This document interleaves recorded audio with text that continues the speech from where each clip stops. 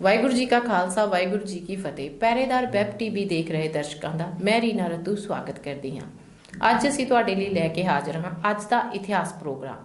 ਇਸ ਟਾਈਮ ਸਾਡੇ ਨਾਲ ਸਟੂਡੀਓ 'ਚ ਮੌਜੂਦ ਨੇ ਪਹਿਰੇਦਾਰ ਦੇ ਮੁੱਖ ਸੰਪਾਦਕ ਸਰਦਾਰ ਜਸਪਾਲ ਸਿੰਘ ਹੇਰਾ ਜੀ। ਵੀਰ ਜੀ, ਸਭ ਤੋਂ ਪਹਿਲਾਂ ਵਾਹਿਗੁਰੂ ਜੀ ਕਾ ਖਾਲਸਾ ਵਾਹਿਗੁਰੂ ਜੀ ਕੀ ਫਤਿਹ। ਅੱਜ ਅਸੀਂ ਜਿਨ੍ਹਾਂ ਬਾਰੇ ਗੱਲ ਕਰ ਰਹੇ ਹਾਂ ਉਹ ਪੰਜਾਬ ਦੇ ਮਹਾਨ ਸ਼ਹੀਦ ਭਗਤ ਸਿੰਘ ਜੀ ਹਨ, ਜਿਨ੍ਹਾਂ ਦਾ 23 ਮਾਰਚ ਨੂੰ ਸ਼ਹੀਦੀ ਦਿਹਾੜਾ ਹੈ। ਸੋ ਸਾਡਾ ਅੱਜ ਦਾ ਸਭ ਤੋਂ ਪਹਿਲਾ ਸਵਾਲ ਹੈ, ਸ਼ਹੀਦ ਭਗਤ ਸਿੰਘ ਨੂੰ ਜਵਾਨੀ ਦਾ ਰੋਲ ਮਾਡਲ ਆਖਿਆ ਜਾਂਦਾ ਹੈ। ਸ਼ਹੀਦ ਤੇ ਜਵਾਨੀ ਦਾ ਆਪਸ ਵਿੱਚ ਕੀ ਤਾਲਮੇਲ ਹੈ ਤੇ ਤੁਸੀਂ ਸ਼ਹੀਦ ਤੇ ਜਵਾਨੀ ਨੂੰ ਕਿਸ ਨਜ਼ਰੀਏ ਨਾਲ ਦੇਖਦੇ ਹੋ? ਰੀਨਾ, ਜਿਸ ਤਰ੍ਹਾਂ ਤੂੰ ਸਾਡੇ ਦਰਸ਼ਕਾਂ ਨੂੰ ਜਾਣਕਾਰੀ ਦਿੱਤੀ ਹੈ ਕਿ 23 ਮਾਰਚ ਸ਼ਹੀਦ ਭਗਤ ਸਿੰਘ ਹੋਰਾਂ ਦਾ ਸ਼ਹੀਦੀ ਦਿਹਾੜਾ, ਤੇ ਨਾਲ ਦੀ ਨਾਲ ਇਹ ਕੁਦਰਤ ਦਾ ਬਹੁਤ ਵੱਡਾ ਮੌਕਾ ਮੇਲ ਵੀ ਆ ਕਿ ਸ਼ਹੀਦ ਭਗਤ ਸਿੰਘ ਦੀ ਸ਼ਹੀਦੀ 23 ਮਾਰਚ ਨੂੰ ਹੋਈ ਆ ਤੇ ਸ਼ਹੀਦੀ ਵੇਲੇ ਉਹਨਾਂ ਦੀ ਉਮਰ ਵੀ 23 ਸਾਲ ਦੇ ਲਗਭਗ ਸੀ। ਸੋ ਇਸ ਲਈ ਉਹ 23 ਸਾਲ ਦਾ ਨੌਜਵਾਨ ਜਿਹਨੇ ਦੇਸ਼ ਦੀ ਆਜ਼ਾਦੀ ਲਈ ਆਪਣੀ ਕੁਰਬਾਨੀ ਕੀਤੀ, ਆਪਣੀ ਸ਼ਹਾਦਤ ਦਿੱਤੀ, ਫਾਂਸੀ ਦੇ ਰੱਸੇ ਨੂੰ ਚੁੰਮਿਆ, ਉਹਦਾ ਦੇਸ਼ ਦੀ ਜਵਾਨੀ ਲਈ ਰੋਲ ਮਾਡਲ ਬਣਨਾ ਸੁਭਾਵਿਕ ਸੀ। ਸੋ ਜਿੱਥੋਂ ਤੱਕ ਜਿਹੜਾ ਪ੍ਰਸ਼ਨ ਤੂੰ ਕੀਤਾ ਕਿ ਸ਼ਹੀਦ ਤੇ ਜਵਾਨੀ ਦੇ ਬਾਰੇ ਜਿਹੜੀ ਅਸੀਂ ਗੱਲ ਕਰਨੀ ਆ, ਸ਼ਹੀਦ ਉਹ ਵਿਅਕਤੀ ਜਿਹੜਾ ਕੌਮ ਦੇ ਲਈ, ਦੇਸ਼ ਦੇ ਲਈ ਸ਼ਹੀਦੀ ਦਿੰਦਾ ਹੈ, ਲੋਕਾਂ ਦੇ ਲਈ ਸ਼ਹੀਦੀ ਦਿੰਦਾ, ਉਹਨੂੰ ਅਸੀਂ ਸ਼ਹੀਦ ਪ੍ਰਵਾਨ ਕਰਦੇ ਹਾਂ। ਭਾਵੇਂ ਕਿ ਜੇ ਇਹਦੇ ਅਸੀਂ ਅਰਥ ਕਰੀਏ ਤੇ ਉਹ ਬੜਾ ਲੰਬਾ ਚੌੜਾ ਵਿਸ਼ਾ ਹੈ। ਤੇ ਦੂਸਰੇ ਪਾਸੇ ਜਵਾਨੀ ਹੈ ਜਿਹੜੀ, ਉਹਨੂੰ ਇਹ ਕਿਹਾ ਜਾਂਦਾ ਕਿ ਜਿਸ ਦੇਸ਼ ਦੀ ਜਵਾਨੀ ਦੇ ਸਹੀ ਅਰਥ ਲੱਭ ਲਵੇ, ਉਹ ਦੇਸ਼ ਜਿਹੜਾ ਹਮੇਸ਼ਾ ਤਰੱਕੀ ਖੁਸ਼ਹਾਲੀ ਵੱਲ ਵੱਧਦਾ। ਤੇ ਇਹ ਵੀ ਕਿਹਾ ਜਾਂਦਾ ਕਿ ਕਿਸੇ ਵੀ ਦੇਸ਼ ਦੇ ਵਿੱਚ ਕੋਈ ਇਨਕਲਾਬ ਆਇਆ, ਕੋਈ ਲਹਿਰ ਉੱਠੀ ਆ, ਕੋਈ ਕਿਸੇ ਤਰ੍ਹਾਂ ਦੀ ਤਬਦੀਲੀ ਜਾਂ ਬਦਲਾਅ ਆਇਆ, ਤੇ ਉਹਦੇ ਪਿੱਛੇ ਵੀ ਉਸ ਦੇਸ਼ ਦੀ ਜਵਾਨੀ ਹੈ ਜਿਹੜੀ ਉਹ ਸਭ ਤੋਂ ਮੁੱਖ ਰੋਲ ਦੇ ਵਿੱਚ ਹੁੰਦੀ ਆ। ਸੋ ਜਵਾਨੀ ਨੂੰ ਕਿਹਾ ਜਾਂਦਾ ਕਿ ਇਹ ਵਗਦੇ ਦਰਿਆਵਾਂ ਦਾ ਵਹਿਣ ਵੀ ਹੈ ਜਿਹੜਾ ਉਹ ਮੋੜਨ ਦੀ ਸਮਰੱਥਾ ਰੱਖਦੀ ਆ। ਸੋ ਜਵਾਨੀ ਹੈ ਜਿਹੜੀ ਉਹਦੀ ਦੇਸ਼ ਦੇ, ਕੌਮ ਦੇ ਇਤਿਹਾਸ ਵਿੱਚ, ਉਹਦੀ ਹੋਂਦ ਦੇ ਵਿੱਚ, ਉਹਦੇ ਭਵਿੱਖ ਦੇ ਵਿੱਚ ਸਭ ਤੋਂ ਅਹਿਮ ਰੋਲ ਹੈ ਜਿਹੜਾ ਉਹ ਹਮੇਸ਼ਾ ਤੋਂ ਰਿਹਾ ਤੇ ਰਹਿੰਦੀ ਦੁਨੀਆ ਤੱਕ ਰਹੂਗਾ। ਤੇ ਜਦੋਂ ਅਸੀਂ ਗੱਲ ਸ਼ਹੀਦ ਭਗਤ ਸਿੰਘ ਦੀ ਕਰਦੇ ਹਾਂ, ਜਿਸ ਤਰ੍ਹਾਂ ਅਸੀਂ ਗੱਲ ਕੀਤੀ ਆ ਕਿ ਉਹ ਕਿਉਂਕਿ 23 ਸਾਲ ਦੀ ਚੜ੍ਹਦੀ ਉਮਰ ਸੀ ਜਿਹੜੀ, ਉਸ ਉਮਰ ਦੇ ਵਿੱਚ ਇੱਕ ਬਹੁਤ ਵੱਡਾ ਕਾਰਨਾਮਾ, ਇੱਕ ਬਹੁਤ ਵੱਡਾ ਨਾਮ ਲੈ ਕੇ ਸ਼ਹੀਦੀ ਦਾ ਉਹਨਾਂ ਨੇ ਜਾਮ ਪੀਤਾ। ਸੋ ਇਸ ਕਾਰਨ ਜਿਹੜਾ ਉਹਨਾਂ ਦਾ ਜਵਾਨੀ ਦੇ ਵਿੱਚ ਵਿਸ਼ੇਸ਼ ਥਾਮ ਹੈ, ਉਹ ਜਿਹੜਾ ਉਹ ਅਨੁੱਖਾ ਹੈ। ਸੋ ਉਹਨਾਂ ਦਾ ਇਨਕਲਾਬ ਜਿੰਦਾਬਾਦ ਦਾ ਜਿਹੜਾ ਨਾਅਰਾ ਜਿਹੜਾ ਉਹ ਅੱਜ ਤੱਕ ਪੰਜਾਬ ਦੇ ਵਿੱਚ, ਦੇਸ਼ ਦੇ ਵਿੱਚ ਜਦੋਂ ਵੀ ਕਿਸੇ ਸਰਕਾਰ ਦੇ ਜ਼ੋਰ ਜ਼ਬਰ ਵਿਰੁੱਧ ਕਿਸੇ ਤਰ੍ਹਾਂ ਦਾ ਰੋਸ ਪ੍ਰਗਟਾਇਆ ਜਾਂਦਾ ਤਾਂ ਇਨਕਲਾਬ ਜਿੰਦਾਬਾਦ ਆ ਜਿਹੜਾ ਉਹ ਆਪਣੇ ਆਪ ਮੂੰਹੋਂ ਨਿਕਲਦਾ। ਸੋ ਭਗਤ ਸਿੰਘ ਆ ਜਿਹੜਾ ਉਹ ਕਿਉਂਕਿ ਜਵਾਨੀ ਦਾ ਰੋਲ ਮਾਡਲ ਬਣਿਆ, ਤੇ ਦੂਸਰੇ ਪਾਸੇ ਜਿਹੜੀ ਉਹਨਾਂ ਦੀ ਸ਼ਹਾਦਤ ਆ ਉਹ ਦੇਸ਼ ਦੀ ਆਜ਼ਾਦੀ ਲਈ ਹੋਈ। ਤੇ ਜੋ ਕੁਝ ਉਹਨਾਂ ਨੇ ਦੇਸ਼ ਦੀ ਆਜ਼ਾਦੀ ਦੀ ਲਹਿਰ ਦੇ ਵਿੱਚ, ਜਦੋਂ ਤੋਂ ਉਹ ਦੇਸ਼ ਦੀ ਆਜ਼ਾਦੀ ਦੀ ਲਹਿਰ ਵਿੱਚ ਕੁੱਦੇ ਤੇ ਜਿੰਨਾ ਉਹਨਾਂ ਨੇ ਉਸ ਲਹਿਰ ਦੇ ਵਿੱਚ ਆਪਣਾ ਰੋਲ ਨਿਭਾਇਆ, ਉਹ ਜਿਹੜਾ ਆਪਣਾ ਵੱਖਰਾ ਥਾਂ ਰੱਖਦਾ। ਇਸ ਕਾਰਨ ਉਹਨਾਂ ਦੀ ਦੇਸ਼ ਦੀ ਆਜ਼ਾਦੀ ਲਈ ਜਿੰਨੇ ਵੀ ਵਿਅਕਤੀ, ਜਿੰਨੇ ਵੀ ਸੂਰਮੇ ਸ਼ਹਾਦਤ ਪ੍ਰਾਪਤ ਕੀਤੀ, ਉਹਨਾਂ 'ਚ ਸ਼ਹੀਦ ਭਗਤ ਸਿੰਘ ਦਾ ਸਥਾਨ ਆ ਜਿਹੜਾ ਉਹ ਵੱਖਰਾ। ਤੇ ਜਵਾਨੀ ਦੇ ਉਹ ਰੋਲ ਮਾਡਲ ਆ ਜਿਹੜੇ ਉਹ ਆਪਣੀ ਸ਼ਹਾਦਤ ਕਾਰਨ ਤੇ ਆਜ਼ਾਦੀ ਦੇ ਲੜਾਈ ਵਿੱਚ ਨਿਭਾਏ ਆਪਣੇ ਰੋਲ ਕਾਰਨ ਬਣ ਚੁੱਕੇ ਨੇ। ਸ਼ਹੀਦ ਭਗਤ ਸਿੰਘ ਦੀ ਟੋਪੀ ਤੇ ਪੱਗ ਵਾਲੀ ਫੋਟੋ ਹਮੇਸ਼ਾ ਚਰਚਾ ਦਾ ਵਿਸ਼ਾ ਰਹਿੰਦੀ ਹੈ, ਤੁਸੀਂ ਇਸ ਨੂੰ ਕਿਸ ਨਜ਼ਰੀਏ ਨਾਲ ਦੇਖਦੇ ਹੋ? ਜਿਸ ਤਰ੍ਹਾਂ ਮੈਂ ਪਹਿਲਾਂ ਗੱਲ ਕੀਤੀ ਆ ਕਿ ਸ਼ਹੀਦ ਭਗਤ ਸਿੰਘ ਨੇ ਦੇਸ਼ ਦੀ ਆਜ਼ਾਦੀ ਦੇ ਲਈ ਜੋ ਕੁਰਬਾਨੀ ਦਿੱਤੀ ਤੇ ਜੋ ਰੋਲ ਨਿਭਾਇਆ, ਕਿਉਂਕਿ ਉਹਨੇ ਜਦੋਂ ਸਿਰਫ 8 ਸਾਲ ਦਾ ਸੀ, ਜਦੋਂ 19 ਸਾਲ ਦੀ ਉਮਰ 'ਚ ਸ਼ਹੀਦ ਕਰਤਾਰ ਸਿੰਘ ਸਰਾਭਾ ਨੇ ਉਸ ਸਮੇਂ ਫਾਂਸੀ ਦਾ ਰੱਸਾ ਚੁੰਮਿਆ ਸੀ, ਉਹਨਾਂ ਨੂੰ ਫਾਂਸੀ ਦਿੱਤੀ ਗਈ ਸੀ। ਸੋ ਉਸ ਵੇਲੇ ਤੋਂ ਲੈ ਕੇ ਸ਼ਹੀਦ ਭਗਤ ਸਿੰਘ ਦੇ ਮਨ ਦੇ ਵਿੱਚ ਜਿਹੜਾ ਸ਼ਹੀਦੀ ਪ੍ਰਾਪਤੀ ਦਾ ਜਾਂ ਸ਼ਹੀਦ ਕਰਤਾਰ ਸਿੰਘ ਸਰਾਭਾ ਵੱਲੋਂ ਨਿਭਾਏ ਗਏ ਰੋਲ ਦਾ ਇੱਕ ਜਿਹੜਾ ਉਹਦੇ ਬਚਪਨ ਤੋਂ ਉਹਦੇ ਮਨ ਦੇ ਵਿੱਚ ਇੱਕ ਪ੍ਰਭਾਵ ਸੀਗਾ, ਉਸ ਨੂੰ ਲੈ ਕੇ ਉਹਨੇ ਆਪਣਾ ਜਿਹੜਾ ਜੀਵਨ ਸੀ ਉਹ ਜਦੋਂ ਕਾਲਜ ਦੇ ਦਿਨ ਆਏ ਤੇ ਉਸ ਕਾਲਜ ਦੇ ਦਿਨਾਂ ਤੋਂ ਬਾਅਦ ਜਿਸ ਤਰ੍ਹਾਂ ਉਹ ਆਜ਼ਾਦੀ ਦੀ ਲਹਿਰ ਦੇ ਵਿੱਚ ਕੁੱਦਿਆ, ਸੋ ਉਹਨੇ ਵੱਖੋ ਵੱਖਰੇ ਰੋਲ ਸੀ ਜਿਹੜੇ ਨਿਭਾਏ। ਕਿਉਂਕਿ ਉਹ ਸ਼ਹੀਦ ਭਗਤ ਸਿੰਘ ਬਾਰੇ ਮੁੱਖ ਰੂਪ ਦੇ ਵਿੱਚ ਇਹ ਕਿਹਾ ਜਾਂਦਾ ਕਿ ਉਹਦੀ ਜਿਹੜੀ ਵਿਚਾਰਧਾਰਾ ਸੀ, ਜਿਹੜੀ ਉਹ ਖੱਬੇ ਪੱਖੀ ਵਿਚਾਰਧਾਰਾ ਜਿਹੜੀ ਉਹ ਪ੍ਰਵਾਨ ਕੀਤੀ ਜਾਂਦੀ ਆ ਕਿ ਉਹਨੇ ਦੇਸ਼ ਦੇ ਸਮਾਜਵਾਦ ਬਾਰੇ ਜਿਹੜਾ ਡਟ ਕੇ, ਇਨਕਲਾਬ ਬਾਰੇ ਡਟ ਕੇ, ਮੈਂ ਸਮਝਦਾ ਕਿ ਜੇ ਅਸੀਂ ਇਹਨੂੰ ਦੂਸਰੇ ਰੂਪ ਦੇ ਵਿੱਚ ਦੇਖੀਏ ਕਿ ਸ਼ਹੀਦ ਭਗਤ ਸਿੰਘ ਹੈ ਜਿਹੜਾ ਆਜ਼ਾਦੀ ਦੀ ਲਹਿਰ ਦੇ ਵਿੱਚ ਇੱਕ ਉਹਦਾ ਵਿਸ਼ੇਸ਼ ਥਾਮ ਆ। ਪਰੰਤੂ ਜਿਹੜੀ ਗੱਲ ਤੂੰ ਕੀਤੀ ਹੈ ਕਿ ਇੱਕ ਉਹਦੀ ਟੋਪੀ ਵਾਲੀ ਫੋਟੋ ਆ, ਦੂਸਰੀ ਉਹਦੀ ਪੱਗ ਵਾਲੀ ਫੋਟੋ ਆ, ਸੋ ਇਹ ਕਿਹਾ ਪ੍ਰਵਾਨ ਕੀਤਾ ਜਾਂਦਾ ਖਾਸ ਕਰਕੇ ਸਿੱਖ ਕੌਮ ਦੇ ਵਿੱਚ ਕਿ ਸ਼ਹੀਦ ਭਗਤ ਸਿੰਘ ਦੀ ਜਿਹੜੀ ਟੋਪੀ ਵਾਲੀ ਫੋਟੋ ਆ ਉਹ ਇਸ ਦੇਸ਼ ਦੇ ਜਿਹੜੇ ਕੱਟੜਵਾਦੀ ਹਿੰਦੂਵਾਦੀ ਲੋਕ ਨੇ ਜਿਹੜੇ ਉਹਨਾਂ ਨੇ ਜਾਣਬੁੱਝ ਕੇ ਉਹਦੀ ਜਿਹੜੀ ਟੋਪੀ ਵਾਲੀ ਫੋਟੋ ਸੀ ਉਹਨੂੰ ਪ੍ਰਚਾਰਿਆ। ਕਿਉਂਕਿ ਸ਼ਹੀਦ ਭਗਤ ਸਿੰਘ ਸੀ ਜਿਹੜਾ, ਜਦੋਂ ਅਸੀਂ ਉਹਨਾਂ ਦੇ ਪਿਛੋਕੜ ਦੀ ਕਰਦੇ ਹਾਂ ਤਾਂ ਜਿਹੜਾ ਉਹਨਾਂ ਦਾ ਖਾਨਦਾਨ ਸੀ, ਉਹਨਾਂ ਦੇ ਬਾਪੂ ਕਿਸ਼ਨ ਸਿੰਘ ਸੀ, ਜਾਂ ਉਹਨਾਂ ਨੇ ਜਦੋਂ ਜੇਲ੍ਹ ਦੇ ਵਿੱਚ ਭਾਈ ਰਣਧੀਰ ਸਿੰਘ ਦੇ ਨਾਲ ਉਹਨਾਂ ਦੀ ਮੁਲਾਕਾਤ ਹੋਈ, ਜੋ ਉਹਨਾਂ ਦੀ ਚਰਚਾ ਹੋਈ ਜਦੋਂ ਉਹਨਾਂ ਨੂੰ ਫਾਂਸੀ ਦੀ ਸਜ਼ਾ ਸੁਣਾਈ ਜਾ ਚੁੱਕੀ ਸੀ, ਸੋ ਉਸ ਤੋਂ ਬਾਅਦ ਜਿਹੜਾ ਉਹਨਾਂ ਦੇ ਮਨ ਦੇ ਵਿੱਚ ਸ਼ੁਰੂ ਤੋਂ ਲੈ ਕੇ ਅਖੀਰ ਤੱਕ ਜਿਹੜਾ ਉਹਨਾਂ ਦੇ ਮਨ ਦੇ ਵਿੱਚ ਇੱਕ ਪ੍ਰਭਾਵ ਰਿਹਾ, ਸੋ ਸਿੱਖ ਧਰਮ ਦੇ ਵਿੱਚ ਪੈਦਾ ਹੋਏ ਸੀ। ਸੋ ਸਿੱਖੀ ਦੀ ਹੋਂਦ ਸੀ, ਜਿਹੜੀ ਸਿੱਖੀ ਦਾ ਵਿਰਸਾ ਸੀ ਜਿਹੜਾ ਉਹਨਾਂ ਦੀ ਗੁੜਤੀ ਵਿੱਚ ਸੀ। ਪਰੰਤੂ ਦੂਸਰੇ ਪਾਸੇ ਕਿਉਂਕਿ ਆਮ ਤੌਰ ਤੇ ਜਿਹੜੀ ਉਹਨਾਂ ਦੀ ਟੋਪੀ ਵਾਲੀ ਫੋਟੋ ਸੀ, ਜਦੋਂ ਉਹਨਾਂ ਨੇ ਸਾਡਰਸ ਨੂੰ ਇੱਥੇ ਲਾਹੌਰ ਦੇ ਵਿੱਚ ਮਾਰਿਆ ਅਤੇ ਉਹ ਤੋਂ ਬਾਅਦ ਉਹ ਆਪਣਾ ਭੇਸ ਵਟਾ ਕੇ ਦੁਰਗਾ ਭਾਬੀ ਦੇ ਨਾਲ ਟ੍ਰੇਨ ਦੇ ਵਿੱਚ ਕਲਕੱਤੇ ਗਏ, ਸੋ ਉਸ ਵੇਲੇ ਉਹਨਾਂ ਨੇ ਮਤਲਬ ਆਪਣਾ ਭੇਸ ਸੀ ਜਿਹੜਾ ਉਸ ਵੇਲੇ ਦੀ ਜਿਹੜੀ ਅੰਗਰੇਜ਼ ਪੁਲਿਸ ਸੀ ਉਹਦੇ ਤੋਂ ਬਚਣ ਦੇ ਲਈ ਉਹ ਭੇਸ ਵਟਾ ਕੇ ਉਸ ਰੂਪ ਦੇ ਵਿੱਚ ਪੰਜਾਬ ਤੋਂ ਬਾਹਰ ਨਿਕਲੇ ਸੀ। ਪਰੰਤੂ ਉਹਨਾਂ ਦੀ ਇਹ ਜਿਹੜੀ ਟੋਪੀ ਤੇ ਪੱਗ ਵਾਲੀ ਫੋਟੋ ਦੀ ਚਰਚਾ ਹੈ ਉਹ ਅਸੀਂ ਇਸ ਰੂਪ ਵਿੱਚ ਦੇਖਦੇ ਹਾਂ ਕਿ ਦੇਸ਼ ਦਾ ਨੌਜਵਾਨ ਆ ਜਿਹੜਾ ਉਹ ਸ਼ਹੀਦ ਭਗਤ ਸਿੰਘ ਨੂੰ ਆਪਣਾ ਰੋਲ ਮਾਡਲ ਮੰਨਦਾ। ਉਹ ਨੌਜਵਾਨ ਚਾਹੇ ਉਹ ਕਿਸੇ ਵੀ ਧਰਮ ਜਾਂ ਫਿਰਕੇ ਨਾਲ ਸੰਬੰਧਿਤ ਆ, ਸਿੱਖ ਆ, ਮੁਸਲਮਾਨ ਆ, ਈਸਾਈ ਆ, ਸੋ ਉਹ ਸ਼ਹੀਦ ਭਗਤ ਸਿੰਘ ਨੂੰ ਆਪਣਾ ਰੋਲ ਮਾਡਲ ਮੰਨਦਾ। ਉਹਨਾਂ ਦਾ ਜਿਹੜਾ ਇਨਕਲਾਬ ਦਾ ਨਾਅਰਾ ਵਾ ਉਹਦੇ ਦਿਲੋਂ ਦਿਮਾਗ ਤੇ ਪੂਰੀ ਤਰ੍ਹਾਂ ਛਾਇਆ ਹੋਇਆ। ਇਸ ਕਾਰਨ ਜਿਹੜੀਆਂ ਜਿਸ ਤਰ੍ਹਾਂ ਅਸੀਂ ਗੱਲ ਕਰਦੇ ਹਾਂ ਕਿ ਭਾਵੇਂ ਕਿ ਜਿਹੜੇ ਸ਼ਹੀਦ ਨੇ ਉਹ ਕੌਮਾਂ ਦਾ ਸਾਂਝਾ ਸਰਮਾਇਆ ਹੁੰਦੇ ਨੇ, ਉਹਨਾਂ ਦਾ ਕੋਈ ਜਾਤ ਪਾਤ ਧਰਮ, ਉਹਨਾਂ ਦਾ ਧਰਮ ਤਾਂ ਇੱਕੋ ਇੱਕ ਹੁੰਦਾ ਕਿ ਉਹ ਜ਼ੋਰ ਤੇ ਜ਼ਬਰ ਦੇ ਵਿਰੁੱਧ ਲੜਦੇ ਨੇ, ਆਮ ਲੋਕਾਂ ਦੇ ਹੱਕ ਲਈ ਸ਼ਹਾਦਤ ਪ੍ਰਾਪਤ ਕਰਦੇ ਨੇ। ਪਰੰਤੂ ਕਿਉਂਕਿ ਸ਼ਹੀਦ ਭਗਤ ਸਿੰਘ ਨੌਜਵਾਨਾਂ ਦੇ ਰੋਲ ਮਾਡਲ ਬਣੇ ਤੇ ਦੇਸ਼ ਦਾ ਜਿਹੜਾ ਉਹ ਫਿਰਕੂ ਧਾਰਾ ਵਾ ਜਿਹਨੇ ਸ਼ੁਰੂ ਤੋਂ ਲੈ ਕੇ ਅੱਜ ਤੱਕ, ਅੱਜ ਵੀ ਉਹੀ ਸਮੱਸਿਆ ਸਾਡੇ ਦੇਸ਼ ਦੇ ਵਿੱਚ ਬਣੀ ਹੋਈ ਆ ਕਿ ਉਹ ਜਿਹੜਾ ਸਿੱਖੀ ਦੀ ਹੋਂਦ ਵਾਲੀ ਗੱਲ ਆ ਉਹਨੂੰ ਇੱਕ ਨਫ਼ਰਤ ਦੇ ਨਾਲ ਉਹ ਵੇਖਦੇ ਨੇ ਤੇ ਉਹ ਚਾਹੁੰਦੇ ਨੇ ਕਿ ਇਸ ਦੇਸ਼ ਦੇ ਵਿੱਚ ਸਿੱਖੀ ਦੀ ਹੋਂਦ ਆ ਜਿਹੜੀ ਅੱਜ ਦਾ ਸ਼ਰੇਆਮ ਆ ਜਿਹੜਾ ਐਲਾਨ ਕੀਤਾ ਜਾ ਰਿਹਾ, ਉਹ ਹੋਂਦ ਆ ਜਿਹੜੀ ਉਹਨੂੰ ਕਿਸੇ ਨਾ ਕਿਸੇ ਰੂਪ ਦੇ ਵਿੱਚ ਖਤਮ ਕੀਤਾ ਜਾਵੇ।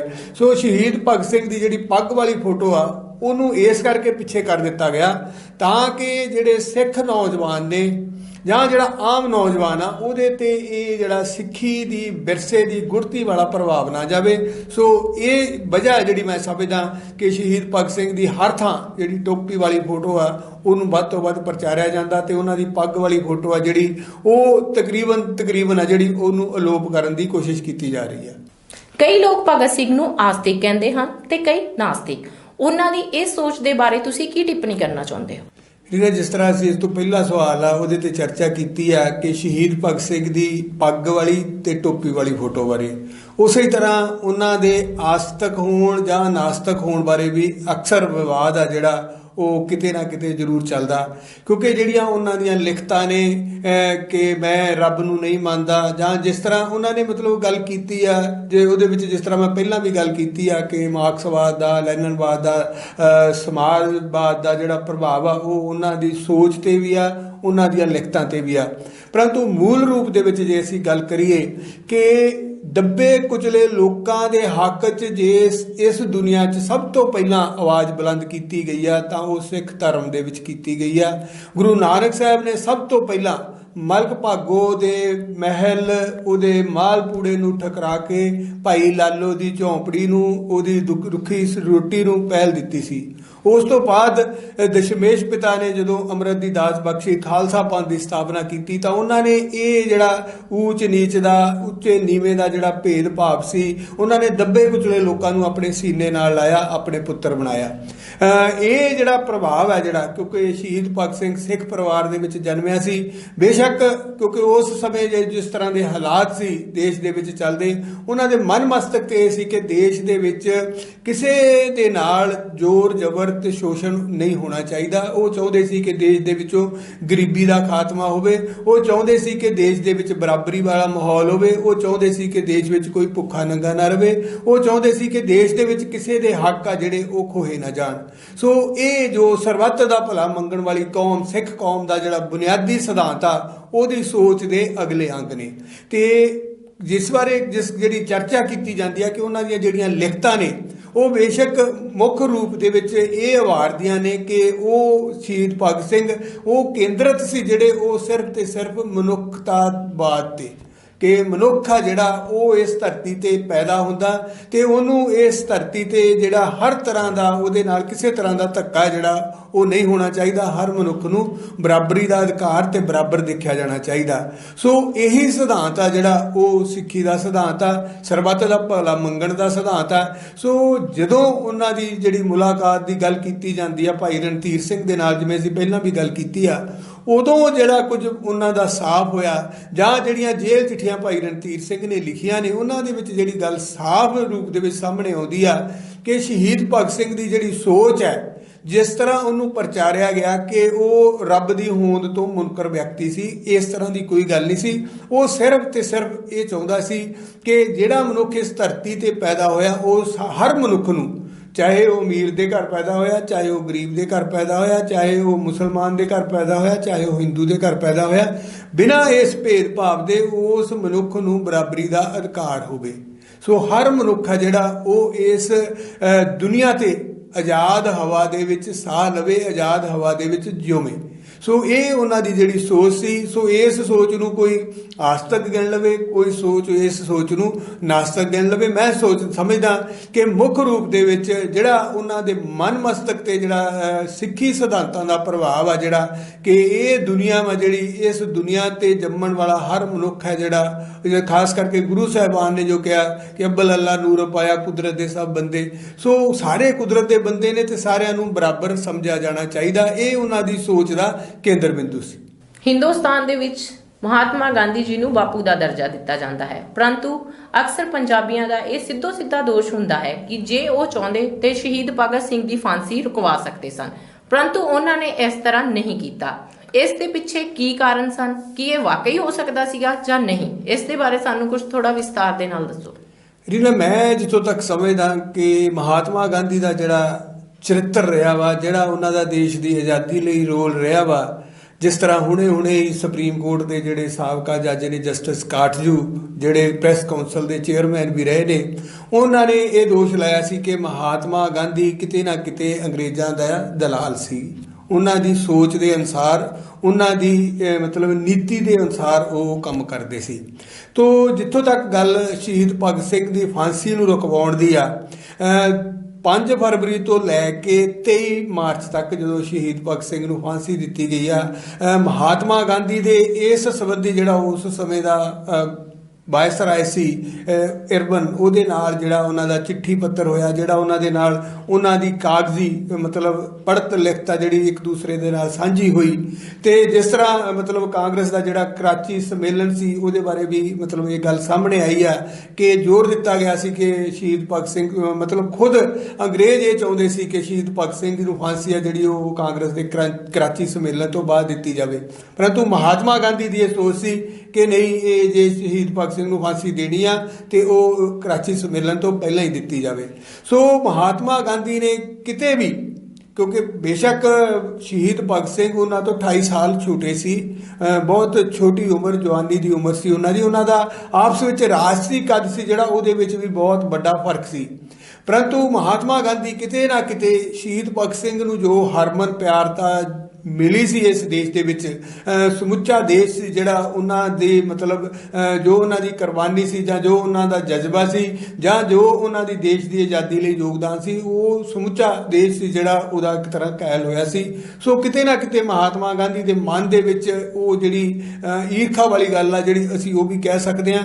ਦੂਸਰਾ ਜਿਹੜਾ ਉਹਨਾਂ ਨੇ ਹਮੇਸ਼ਾ ਅਹਿੰਸਾ ਦੀ ਗੱਲ ਕੀਤੀ ਤੇ ਜਿਹੜੇ ਹਿੰਸਾ ਵਾਲੀ ਜਿਹੜਾ ਹਥਿਆਰ ਚੁੱਕਣ ਵਾਲੀ ਗੱਲ ਆ ਉਹਦਾ ਉਹਨਾਂ ਨੇ ਡਟ ਕੇ ਵਿਰੋਧ ਕੀਤਾ।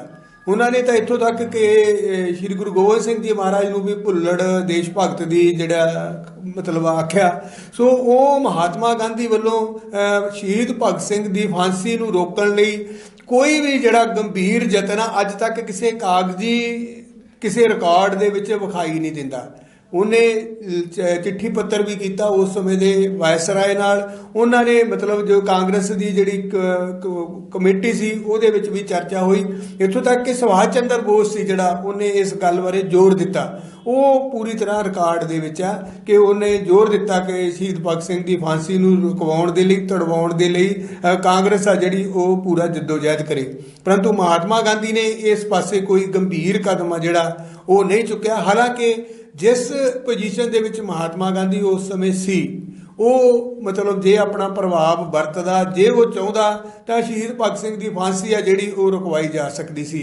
ਪਰੰਤੂ ਮਹਾਤਮਾ ਗਾਂਧੀ ਨੇ ਉਸ ਪਾਸੇ ਕੋਈ ਗੰਭੀਰਤਾ ਨਾਲ ਕਦਮ ਨਹੀਂ ਚੁੱਕਿਆ ਤੇ ਨਾ ਹੀ ਅੱਜ ਤੱਕ ਇਸ ਸਾਡੇ ਦੇਸ਼ ਦਾ ਰਿਕਾਰਡ ਬੋਲਦਾ ਕਿ ਮਹਾਤਮਾ ਗਾਂਧੀ ਨੇ ਸ਼ਹੀਦ ਭਗਤ ਸਿੰਘ ਦੇ ਹੱਕ ਦੇ ਵਿੱਚ ਅੰਗਰੇਜ਼ ਸਰਕਾਰ ਤੇ ਦਬਾਅ ਪਾਇਆ ਹੋਵੇ।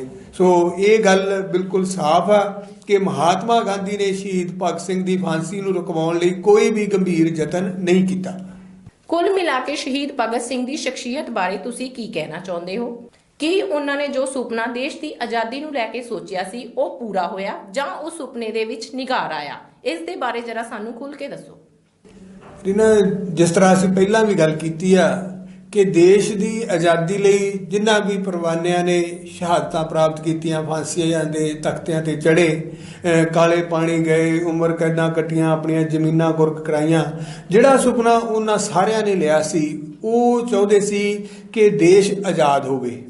ਆਜ਼ਾਦ ਹੋਣ ਦਾ ਮਤਲਬ ਕਿ ਦੇਸ਼ ਦੇ ਹਰ ਨਾਗਰਿਕ ਨੂੰ ਬਰਾਬਰਤਾ ਦਾ ਅਧਿਕਾਰ ਮਿਲੇ, ਉਹਦੇ ਜਿਹੜੇ ਅਧਿਕਾਰ ਨੇ ਜਿਹੜੇ ਉਹਨਾਂ ਤੇ ਕਿਸੇ ਕਿਸਮ ਦਾ ਕੋਈ ਡਾਕਾ ਨਾ ਪਵੇ, ਇਸ ਦੇਸ਼ 'ਚ ਅਮੀਰੀ ਗਰੀਬੀ ਦਾ ਪਾੜਾ ਜਿਹੜਾ ਉਹ ਖਤਮ ਹੋਵੇ, ਇਸ ਦੇਸ਼ ਦੇ ਵਿੱਚੋਂ ਬੇਰੁਜ਼ਗਾਰੀ ਖਤਮ ਹੋਵੇ, ਇਸ ਦੇਸ਼ ਦੇ ਹਰ ਨਾਗਰਿਕ ਨੂੰ ਕੁੱਲੀ ਗੁੱਲੀ ਜੁੱਲੀ ਪ੍ਰਾਪਤ ਹੋਵੇ।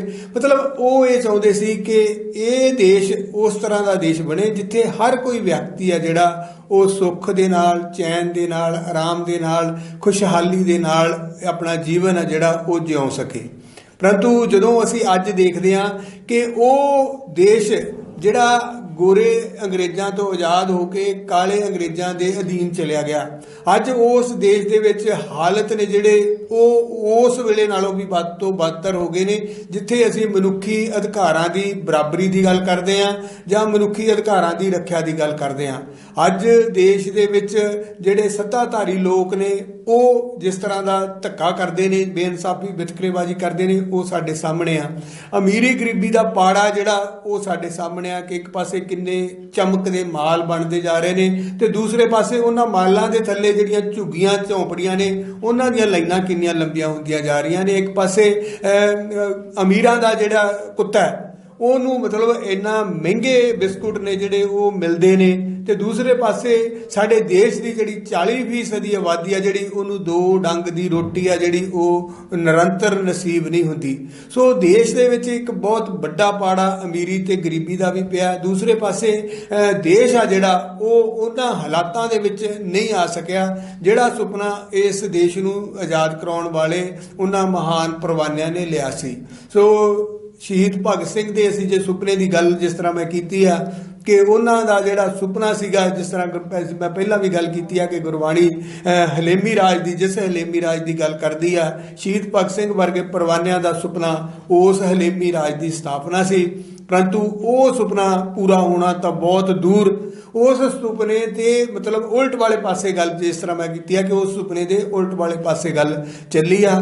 ਜੇ ਸ਼ਹੀਦ ਭਗਤ ਸਿੰਘ ਅੱਜ ਅਸੀਂ ਗੱਲ ਕਰਦੇ ਹਾਂ ਕਿ ਉਹ ਦੇਸ਼ ਦੀ ਜਵਾਨੀ ਦੇ ਰੋਲ ਮਾਡਲ ਸੀ, परंतु अज देश की वो जवानी जिहड़ी शहीद भगत सिंह नूं अपना रोल मॉडल मनदी आ, उन्हां दे शहीदी दिहाड़े ते उन्हां दे जन्म दिहाड़े ते ਜਿਹੜੀਆਂ ਸਰੋਂ ਰੰਗੀਆਂ ਪੱਗਾਂ ਬੰਨ੍ਹ ਕੇ ਨੇ ਇਨਕਲਾਬ ਜਿੰਦਾਬਾਦ ਦੇ ਨਾਅਰੇ ਲਾਏ ਜਾਂਦੇ ਨੇ, ਮਾਰਚ ਕੱਢੇ ਜਾਂਦੇ ਨੇ, ਸਮਾਗਮ ਕੀਤੇ ਜਾਂਦੇ ਨੇ, ਸ਼ਹੀਦ ਭਗਤ ਸਿੰਘ ਜਿੰਦਾਬਾਦ ਅਮਰ ਰਹੇ ਦੇ ਨਾਅਰੇ ਲੱਗਦੇ ਨੇ। ਪਰੰਤੂ ਉਹ ਜਵਾਨੀ ਦੇ ਵਿੱਚ ਜਦੋਂ ਅਸੀਂ ਦੂਸਰੇ ਪਾਸੇ ਗੱਲ ਕਰਦੇ ਹਾਂ ਕਿ 70% ਨੌਜਵਾਨ ਨੇ ਜਿਹੜੇ ਉਹ ਨਸ਼ੇੜੀ ਨੇ, ਜਿਨ੍ਹਾਂ ਦਾ ਮਤਲਬ ਭਵਿੱਖ ਆ ਜਿਹੜਾ ਉਹ ਪੂਰੀ ਤਰ੍ਹਾਂ ਹਨੇਰਾ ਵਾ। ਅੱਜ ਸਾਡੇ ਦੇਸ਼ ਦੀ ਜਵਾਨੀ ਆ ਜਿਹੜੀ ਉਹ ਮਤਲਬ ਜਿਹੜਾ ਉਹਦਾ ਮਾਰਗ ਹੈ ਪੂਰੀ ਤਰ੍ਹਾਂ ਉਹਦੇ ਤੋਂ ਥਿੜਕ ਚੁੱਕੀ ਆ, ਗੁੰਮਰਾਹ ਹੋ ਚੁੱਕੀ ਆ, ਕਰਾਹੇ ਪੈ ਚੁੱਕੀ ਆ, ਉਹ ਲਚਰਤਾ ਦੇ ਵਹਿਣ ਵਿੱਚ ਬਹਿ ਚੁੱਕੀ ਆ। ਸੋ ਇਹ ਜਿਹੜਾ ਸਾਰਾ ਕੁਝ ਸਾਡੇ ਸਾਹਮਣੇ ਆ ਰਿਹਾ ਕਿ ਜਿਸ ਜਵਾਨੀ ਨੇ, ਜਿਸ ਤਰ੍ਹਾਂ ਅਸੀਂ ਪਹਿਲਾਂ ਗੱਲ ਕੀਤੀ ਆ, ਦੇਸ਼ ਦੇ ਵਿਕਾਸ ਦੀ, ਦੇਸ਼ ਦੇ ਭਵਿੱਖ ਦੀ ਰੀੜ੍ਹ ਦੀ ਹੱਡੀ ਆ, ਉਹ ਨਿਰੰਤਰ ਕਮਜ਼ੋਰ ਹੋ ਰਹੀ ਆ, ਜਿਸ ਕਾਰਨ ਦੇਸ਼ ਆ ਜਿਹੜਾ ਉਹ ਵਿਕਾਸ ਵੱਲ ਜਾਣ ਦੀ ਬਜਾਏ ਜਿਹੜਾ ਅਸੀਂ ਦੂਸਰੇ ਪਾਸੇ ਵਿਨਾਸ਼ ਵਾਲੇ ਪਾਸੇ ਉਹ ਕੁੱਬਾ ਹੁੰਦਾ ਜਾ ਰਿਹਾ। ਸੋ ਉਹਨਾਂ ਸ਼ਹੀਦਾਂ ਦਾ ਜਿਨ੍ਹਾਂ ਨੇ ਦੇਸ਼ ਦੀ ਆਜ਼ਾਦੀ ਲਈ ਇੱਕ ਵੱਡਾ ਸੁਪਨਾ ਲਿਆ ਸੀ ਤੇ ਸ਼ਹਾਦਤਾਂ ਦਿੱਤੀਆਂ ਸੀ, ਮੈਂ ਸਮਝਦਾ ਕਿ ਜੇ ਅੱਜ ਉਹ ਇਸ ਦੇਸ਼ ਦੇ ਵਿੱਚ ਦੁਬਾਰਾ ਜਨਮ ਲੈ ਲੈਣ ਤਾਂ ਉਹਨਾਂ ਨੂੰ ਸ਼ਾਇਦ ਆਪਣੀਆਂ ਵੱਲੋਂ ਕੀਤੀ ਕੁਰਬਾਨੀ, ਆਪਣੇ ਵੱਲੋਂ ਦਿੱਤੀ ਸ਼ਹਾਦਤ ਤੇ ਅਫਸੋਸ ਹੋਊਗਾ ਕਿ ਕੀ ਅਸੀਂ ਇਹਨਾਂ ਕਾਲੇ ਅੰਗਰੇਜ਼ਾਂ ਨੂੰ ਹਾਕਮ ਬਣਾਉਣ ਲਈ ਸ਼ਹਾਦਤਾਂ ਦਿੱਤੀਆਂ ਸੀ ਜਾਂ ਦੇਸ਼ ਦੀ ਵਿਗੜੀ ਤਸਵੀਰ ਆ ਜਿਹੜੀ ਉਹਨੂੰ ਸਵਾਰਨ ਲਈ ਸ਼ਹਾਦਤਾਂ ਦਿੱਤੀਆਂ ਸੀ। ਸਮਾਜ ਦੀ ਵਿਗੜੀ ਸਵਾਰਨ ਲਈ ਭਗਤ ਸਿੰਘ ਨੂੰ ਦੁਬਾਰਾ ਫੇਰ ਵਾਪਸ ਆਉਣਾ ਪਏਗਾ। ਲੋਕੀ ਅਕਸਰ ਇਹ ਗੱਲ ਕਹਿੰਦੇ ਹਨ ਕਿ ਭਗਤ ਸਿੰਘ ਜਨਮ ਤਾਂ ਲਵੇ ਪਰੰਤੂ ਸਾਡੇ ਨਹੀਂ, ਗੁਆਂਢੀਆਂ ਦੇ ਕਰੇ। ਲੋਕਾਂ ਦੀ ਇਸ ਮਾਨਸਿਕਤਾ ਬਾਰੇ ਤੁਸੀਂ ਕੀ ਕਹਿਣਾ ਚਾਹੁੰਦੇ ਹੋ? ਲੋਕਾਂ ਦੀ ਇਹ ਮਾਨਸਿਕਤਾ ਕਿਉਂ ਬਣੀ ਹੋਈ ਹੈ ਕਿ ਭਗਤ ਸਿੰਘ ਗੁਆਂਢੀਆਂ ਦੇ ਘਰੇ ਹੀ ਆਵੇ, ਸਾਡੇ ਘਰੇ ਕਿਉਂ ਨਹੀਂ?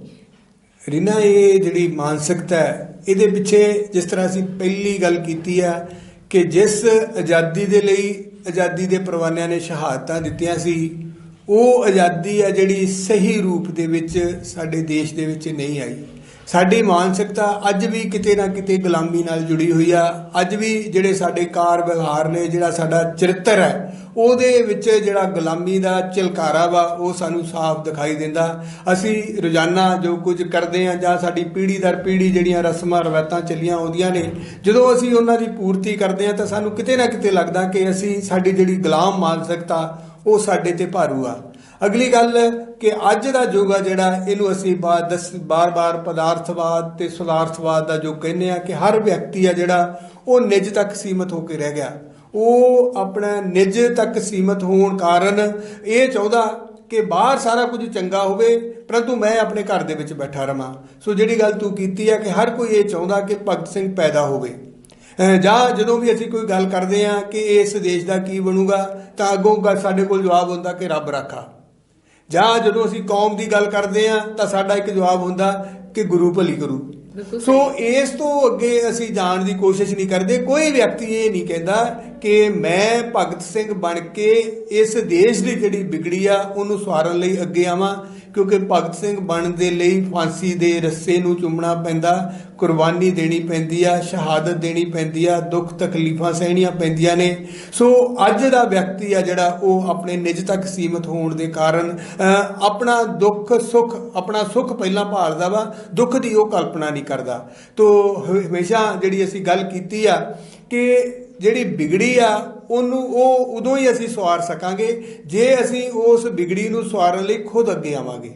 ਜਦੋਂ ਤੱਕ ਅਸੀਂ ਦੂਸਰੇ ਨੂੰ ਤਾਂ ਇਹ ਮਤਲਬ ਨਸੀਹਤ ਦਿੰਦੇ ਆ ਕਿ ਸਾਨੂੰ ਆਹ ਜਿਹੜੀ ਵਿਗੜੀ ਆ ਇਹਨੂੰ ਸਵਾਰਨ ਲਈ ਅੱਗੇ ਆਉਣਾ ਚਾਹੀਦਾ, ਪਰੰਤੂ ਆਪ ਅਸੀਂ ਪਿੱਛੇ ਹਟਦੇ ਹਾਂ। ਸੋ ਉਹ ਇਸ ਤਰ੍ਹਾਂ ਦਾ ਜਦੋਂ ਸਮਾਜ ਬਣ ਜਾਂਦਾ, ਸਮਾਜ ਦੀ ਸੋਚ ਬਣ ਜਾਂਦੀ ਆ, ਤਾਂ ਜਿਹੜੀ ਗੱਲ ਤੂੰ ਕਹੀ ਆ ਕਿ ਹਰ ਦੇ ਮਨ ਦੇ ਵਿੱਚ ਇਹ ਗੱਲ ਜ਼ਰੂਰ ਆਉਂਦੀ ਆ ਕਿ ਮੈਨੂੰ ਕੋਈ ਦੁੱਖ ਤਕਲੀਫ ਨਾ ਹੋਵੇ, ਮੇਰੇ ਪੈਰ ਦੇ ਵਿੱਚ ਕੋਈ ਕੰਡਾ ਨਾ ਚੁਭੇ, ਮੈਨੂੰ ਕੋਈ ਸੇਕ ਨਾ ਲੱਗੇ, ਪਰੰਤੂ ਆਹ ਜਿਹੜਾ ਵਿਗੜਿਆ ਹੋਇਆ ਤਾਣਾ ਬਾਣਾ ਇਹ ਠੀਕ ਹੋ ਜੇ। ਸੋ ਇਸੇ ਹੀ ਸੋਚੋ ਇਹ ਗੱਲ ਆ ਜਿਹੜੀ ਇਹ ਆਉਂਦੀ ਆ ਕਿ ਭਗਤ ਸਿੰਘ ਜ਼ਰੂਰ ਪੈਦਾ ਹੋਵੇ। ਹਰ ਕੋਈ ਚਾਹੁੰਦਾ ਕਿ ਚੰਗਾ ਸਮਾਜ ਹੋਵੇ, ਚੰਗਾ ਦੇਸ਼ ਹੋਵੇ, ਵਿਕਾਸ ਹੋਵੇ, ਖੁਸ਼ਹਾਲੀ ਹੋਵੇ, ਨਾ ਇੱਥੇ ਭ੍ਰਿਸ਼ਟਾਚਾਰ ਹੋਵੇ, ਨਾ ਇੱਥੇ ਬੇਰੁਜ਼ਗਾਰੀ ਹੋਵੇ, ਨਾ ਇੱਥੇ ਧੱਕੇਸ਼ਾਹੀ ਹੋਵੇ, ਨਾ ਇੱਥੇ ਵਿਤਕਰੇਬਾਜ਼ੀ ਹੋਵੇ। ਹਰ ਵਿਅਕਤੀ ਨੂੰ ਜਿਹੜਾ ਬਰਾਬਰ ਦਾ ਅਧਿਕਾਰ ਮਿਲੇ, ਪਰੰਤੂ ਉਸ ਲਈ ਉਹ ਚਾਹੁੰਦਾ ਕਿ ਕੋਈ ਨਾ ਕੋਈ ਭਗਤ ਸਿੰਘ ਆ ਜਾਵੇ, ਪਰੰਤੂ ਆਵੇ ਗੁਆਂਢੀ ਦੇ ਘਰ ਹੀ, ਤਾਂ ਕਿ ਜਿਹੜਾ ਭਗਤ ਸਿੰਘ ਨੇ ਕਾਰਨਾਮਾ ਕਰਨਾ ਵਾ ਹਕੂਮਤ ਦੇ ਨਾਲ, ਜਾਬਰ ਹਕੂਮਤ ਦੇ ਨਾਲ ਟੱਕਰ ਲੈਣੀ ਆ, ਉਹਦੇ ਤੋਂ ਬਾਅਦ ਜਿਹੜੇ ਦੁੱਖ ਤਕਲੀਫ ਉਹਦੇ ਪਰਿਵਾਰ ਨੂੰ ਸਹਿਣੇ ਪੈਣੇ ਨੇ, ਉਹ ਚੱਲਣ ਲਈ ਕੋਈ ਵਿਅਕਤੀ ਜਿਹੜਾ ਤਿਆਰ ਨਹੀਂ। ਸੋ ਇਹ ਜਿਹੜੀ ਸਾਡੀ ਸਵਾਰਥ ਦੀ, ਪਦਾਰਥ ਦੀ ਤੇ ਨਿੱਜਵਾਦ ਦੀ ਸੋਚ ਸਾਡੇ ਤੇ ਭਾਰੂ ਹੋ ਚੁੱਕੀ ਆ। ਉਹਦੇ ਕਾਰਨ ਹੀ ਅਸੀਂ ਹਮੇਸ਼ਾ ਇਹ ਗੱਲ ਕਹਿੰਦੇ ਆ ਕਿ ਭਗਤ ਸਿੰਘ ਆ ਜਿਹੜਾ ਉਹ ਜ਼ਰੂਰ ਪੈਦਾ ਹੋਵੇ, ਪਰ ਗੁਆਂਢੀ ਦੇ ਘਰ। ਭਗਤ ਸਿੰਘ ਨੇ ਚੜ੍ਹਦੀ ਜਵਾਨੀ 'ਚ ਆਪਣੀ ਕੁਰਬਾਨੀ ਸਿਰਫ ਨਿਰੋਏ ਸਮਾਜ ਦੀ ਸਿਰਜਣਾ ਦੇ ਲਈ ਦਿੱਤੀ ਸੀ, ਪਰੰਤੂ ਇਹ ਨਿਰੋਇਆ ਸਮਾਜ ਹੋਂਦ 'ਚ ਆਇਆ ਜੇ ਨਹੀਂ ਆਇਆ? ਜੇ ਅੱਜ ਤੱਕ ਵੀ ਉਹ ਨਿਰੋਇਆ ਸਮਾਜ ਹੋਂਦ 'ਚ ਨਹੀਂ ਆਇਆ ਤੇ ਅਸੀਂ ਉਸ ਦੇ ਲਈ ਕਿੰਨੇ ਕੁ ਜ਼ਿੰਮੇਵਾਰ ਹਾਂ? ਇਹ ਸਵਾਲ ਸਾਨੂੰ ਆਪਣੀ ਜ਼ਮੀਰ ਤੋਂ ਫਿਰ ਇੱਕ ਵਾਰ ਤੋਂ ਦੁਬਾਰਾ ਜ਼ਰੂਰ ਪੁੱਛਣਾ ਪਏਗਾ। ਸੋ ਇਹ ਸੀ ਸਾਡਾ ਅੱਜ ਦਾ ਇਤਿਹਾਸਿਕ ਪ੍ਰੋਗਰਾਮ। ਕੱਲ ਫਿਰ ਤੁਹਾਡੇ ਸਾਹਮਣੇ ਨਵੇਂ ਪ੍ਰੋਗਰਾਮ ਦੇ ਨਾਲ ਹਾਜ਼ਰ ਹੋਵਾਂਗੇ। ਤਦ ਤੱਕ ਲਈ ਸਾਨੂੰ ਦਿਓ ਇਜਾਜ਼ਤ। ਵਾਹਿਗੁਰੂ ਜੀ ਕਾ ਖਾਲਸਾ, ਵਾਹਿਗੁਰੂ ਜੀ ਕੀ ਫਤਿਹ।